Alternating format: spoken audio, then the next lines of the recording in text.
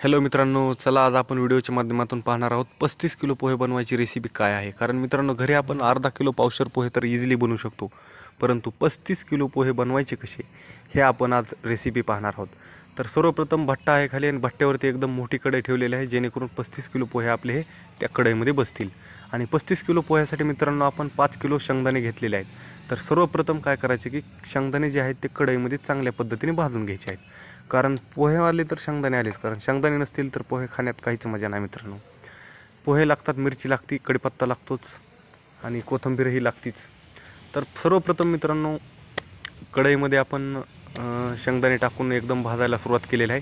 शेंगदाणे एकदम मित्रांनो चांगल्या पद्धतीने भाजून घ्यायचे आहेत आणि करपून द्यायचे नाहीत। करपायच्या अगोदर शेंगदाणे आपल्याला सगळे एका पाटीमध्ये आपल्याला बाहेर काढायचे आहेत। तर आपले शेंगदाणे भाजून झालेले आहे, ते एका पाटीमध्ये काढायला सुरुवात आहे।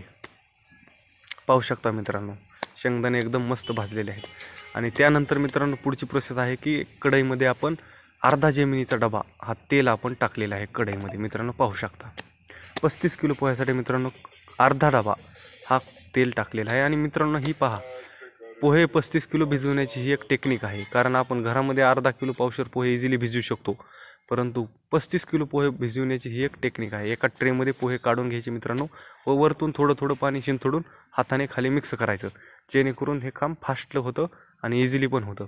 तर पाहू शकता आपण कशा पद्धतीने पोहे वलवायला सुरुवात केलेली आहे।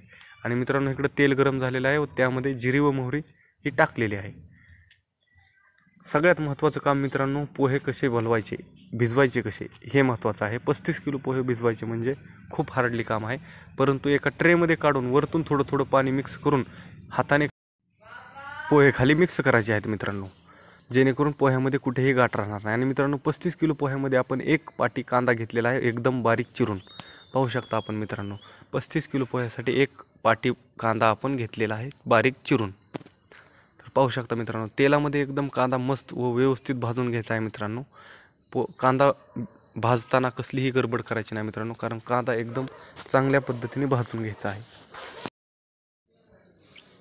बघू शकता मित्रांनो तेलामध्ये कांदा भाजायला सुरुवात आहे आणि पलीकडे पाहू शकता आपण पोहे कसे वलवायचे, ही एक एकदम पोहे वलवण्याची सोपी पद्धत आहे।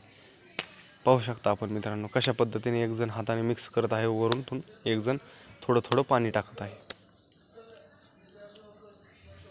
कांदा एकदम व्यवस्थित भाजलेला आहे मित्रांनो। आणि पोह्यासाठी आपण कढीपत्ता देखील अर्धी पाटी आपण टाकलेला आहे तेलामध्ये, कारण पोहे म्हटलं तर कढीपत्ता आलाच मित्रांनो। कढीपत्ता अजूनच पोह्याची चव वाढवतो मित्रांनो। आणि नंतर आपण त्यामध्ये मिरची देखील टाकलेली आहे व भाजून घेतलेले शेंगदाणे देखील तेलाच्या मसाल्यामध्ये आपण टाकलेलं आहे। व वरतून आपल्या 35 किलो पोह्यासाठी आपण हळद देखील टाकलेली आहे। बघू शकता आपण, बघू शकता मित्रांनो हळद देखील त्यामध्ये टाकलेली आहे।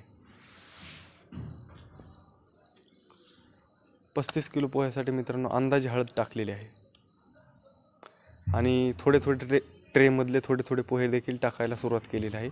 आणि इकडं आचारी एकदम मिक्स करायला सुरुवात केलेली आहे, कारण जेणेकरून पोहे कुठेही कच्चे व कुठेही त्या पोह्याचा भाग कुठं कच्चा राहता कामा नये याच्यासाठी कवचेने ते सारखं सारखं मिक्स करत आहेत।